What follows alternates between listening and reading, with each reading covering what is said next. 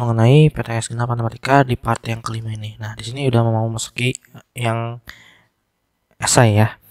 Perhatikan gambar berikut. Jadi yang tadi aturan nomor 16 ini di part 4, tapi kita taruh di part 4 ini sengaja ya, untuk supaya kalian mencari-cari gitu ya.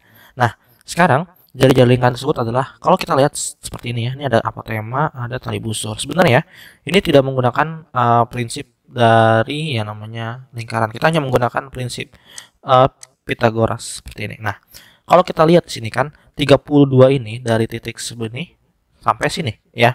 Kalau misalkan dia dibagi setengah, berarti di sini 16, nantinya di sini juga 16. Kita lihat dan buat segitiga ulang gitu ya. Kalau di sini itu sudutnya 90 derajat atau siku.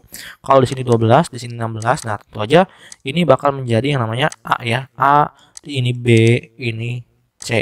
Maka A kuadrat sama dengan B kuadrat tambah C kuadrat. Jadi A kuadrat sama dengan B kuadrat 12 kuadrat tambah dengan C kuadrat 16 kuadrat. Nah, A kuadrat sama dengan 144 ditambah dengan 16 kali 16. Berapa? 256 ya.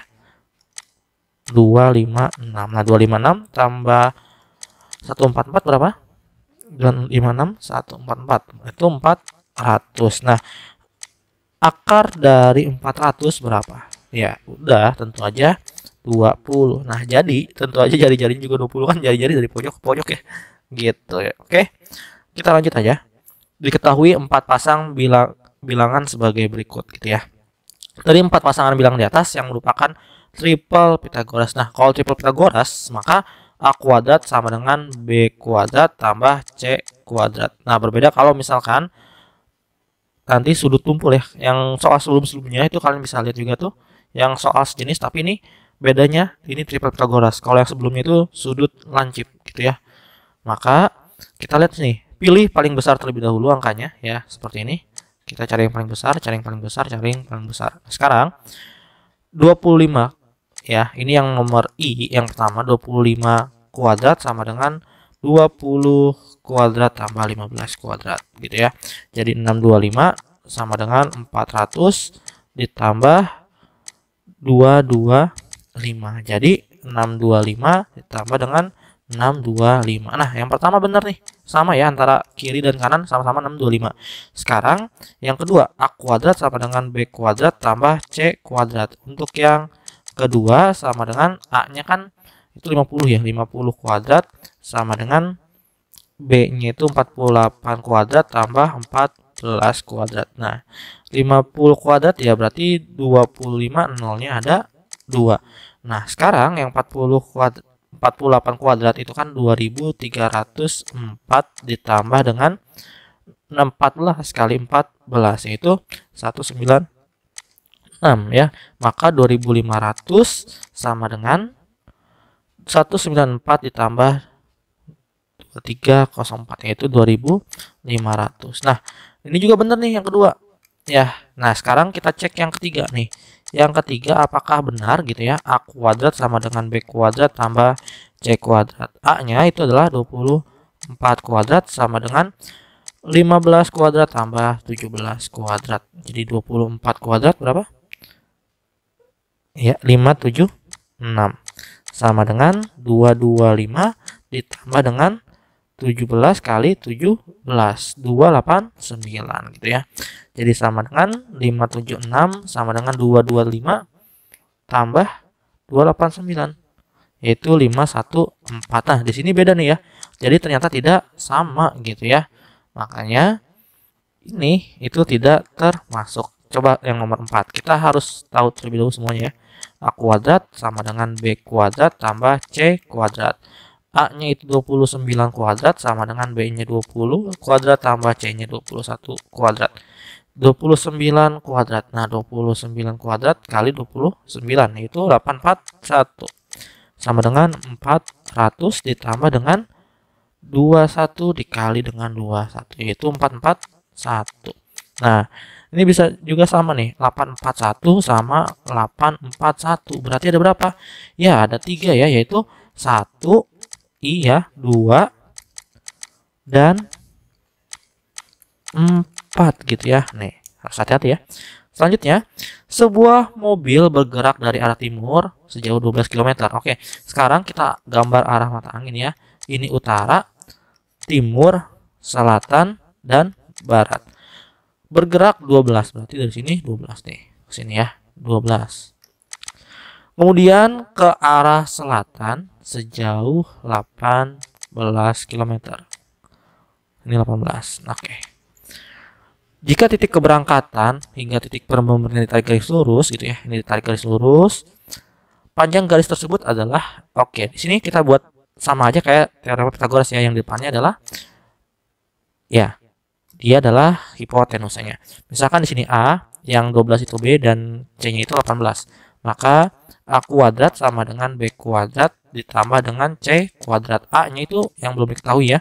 B-nya 12 kuadrat tambah 18 kuadrat. Nah, maka A kuadrat sama dengan 144 ditambah dengan 18 kali 18, yaitu 324 ya. Maka A kuadrat sama dengan 144 ditambah dengan 324, yaitu 468. Nah, A sama dengan akar dari 468. Nah, akar dari 468 itu berapa gitu ya? Kita hitung sama-sama ya.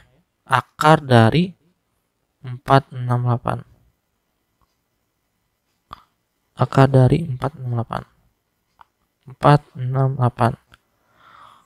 Waduh, koma-komaan ya. Nih, koma-komaan hasilnya. Selatan, iya. Oke, kita coba dulu ya. Apakah ada yang salah hitung atau tidak? 12 kuadrat ditambah dengan 18 kuadrat gitu ya. Nah, ini hasilnya ada nih. Berarti dia nanti adalah A-nya itu kan, kalau faktor dari 468 itu kan 36 dikali dengan 13 ya. Atau 2 dikali dengan 2, 3, 4, tapi kan tidak memungkinkan ya. Makanya kenapa kita akan menggunakan yang akar 36 dikali dengan 13. Nah, A sama dengan akar 36 dikali akar 13. Maka A-nya itu sama dengan 6 akar 13 gitu ya. Oke. Sudah, kita lanjut lagi gitu ya. Jadi ya, jawabannya adalah 6 akar 13 kilometer gitu. Ini jawabannya.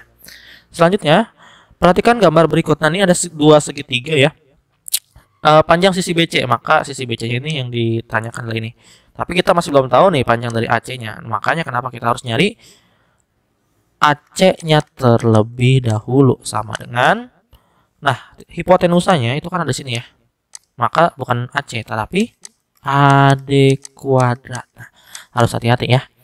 Jadi AD sama dengan AC kuadrat tambah DC kuadrat gitu ya. Nah, AD-nya itu 17 kuadrat sama dengan AC-nya itu yang belum diketahui ditambah dengan DC-nya itu adalah 8 kuadrat. Maka 17 kuadrat itu 289 ya. 289 sama dengan AC kuadrat ditambah dengan 64. Kalau dia pindah ruas, maka 289 dikurang dengan 64 sama dengan si AC kuadrat.